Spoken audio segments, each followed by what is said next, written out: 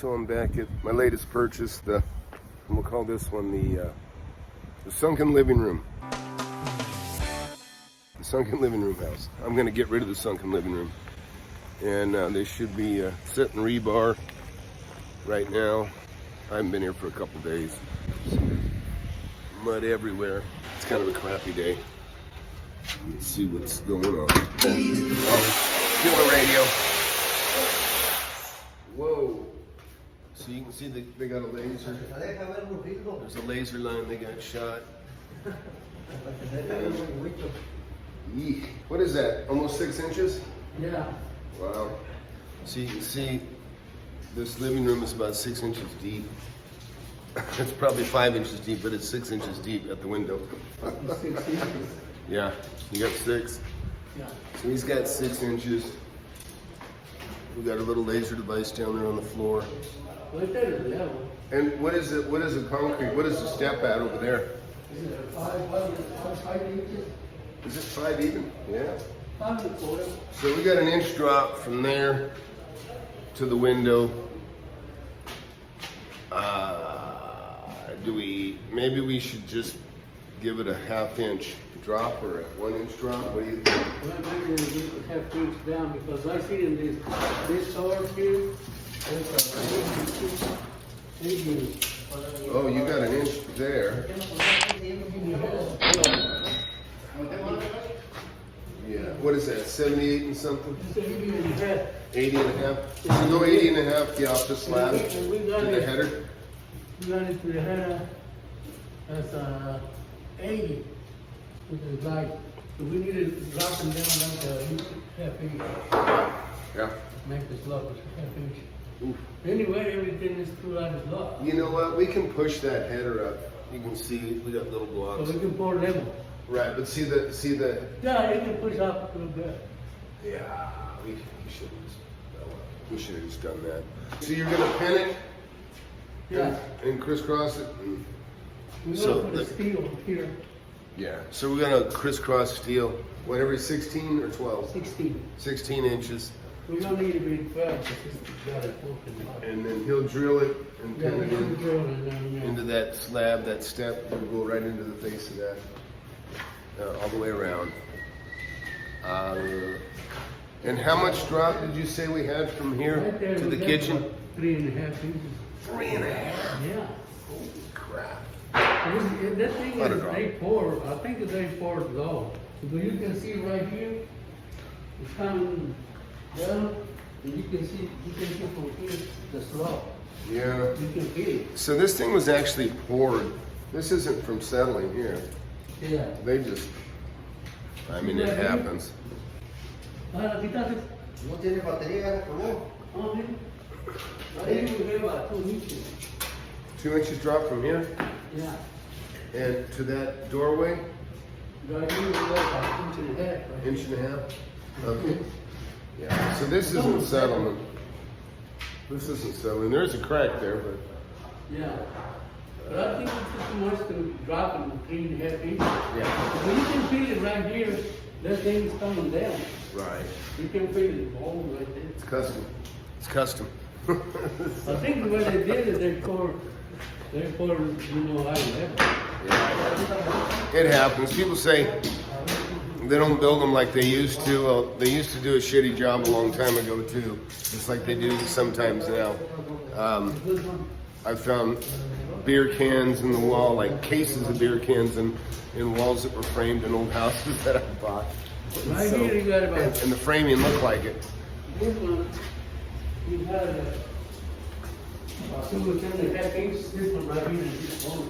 What about that one? About 2.5 inches. Well, okay. All right. Well, we're going to put a wood floor in here.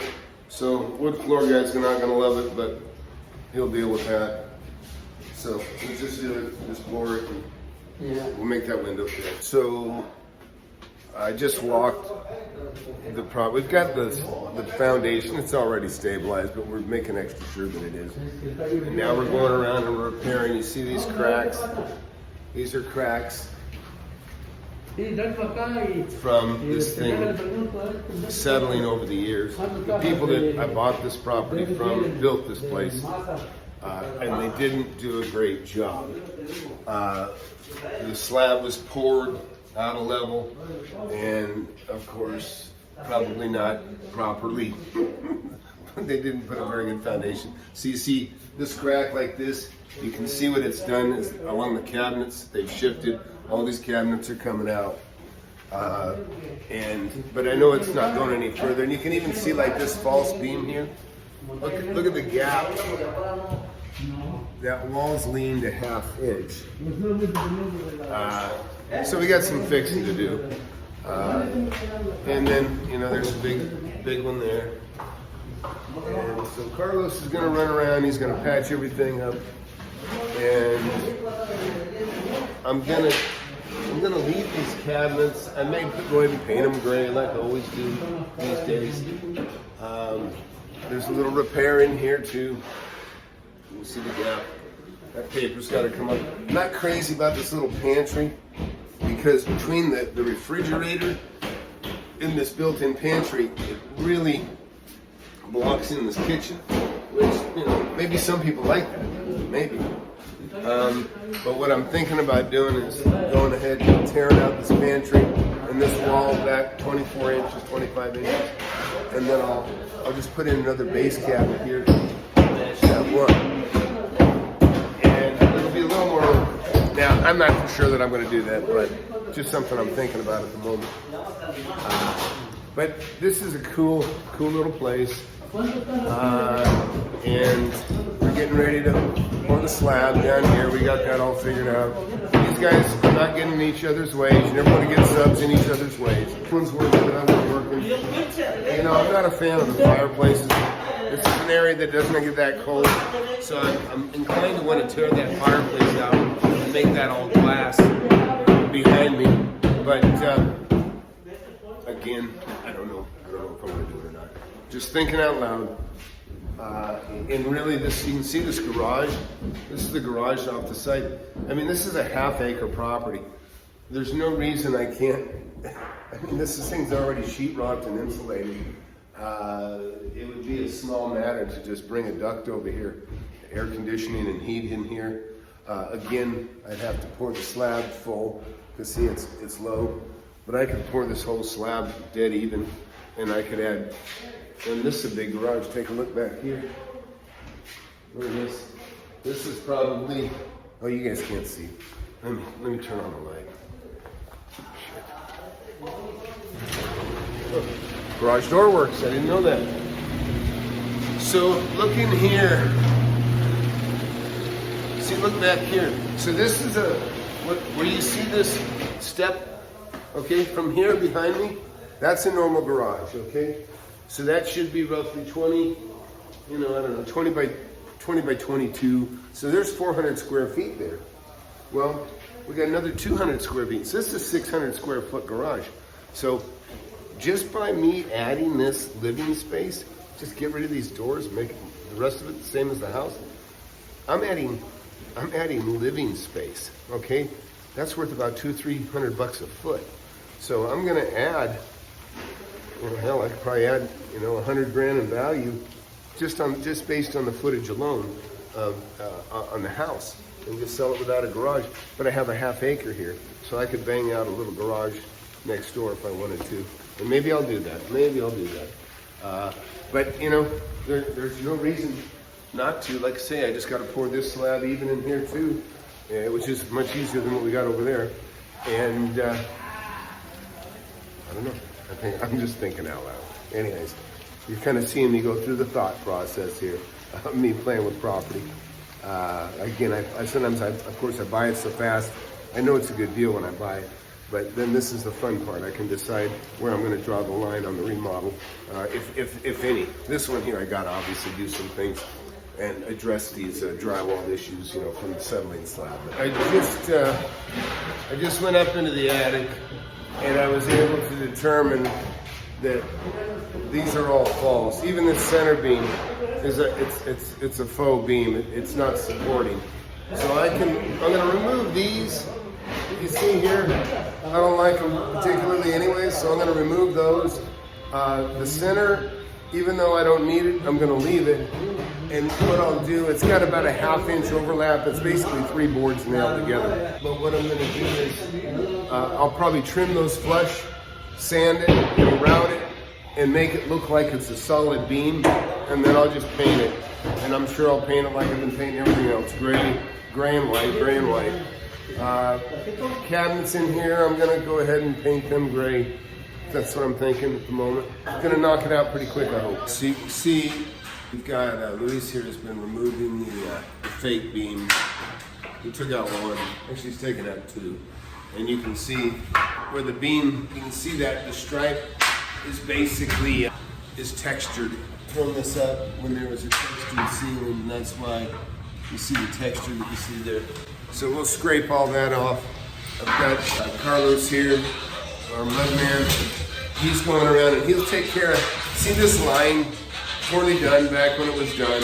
He'll cut that out. Gonna get rid of any of this rough texture. This is fairly rough, and it's not the same everywhere too, like in the bathrooms. It's like somebody just threw gobs of cement on the wall. It's a pretty horrible temperature.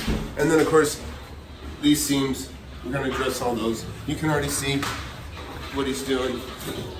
He's taking all of these again, where there's a crack, or where even he might suspect it's gonna crack. All that's going over. I'm not worried about it re-cracking. This thing's fully settled. So you'll see, if he finds any loose sheetrock, you can see those screws.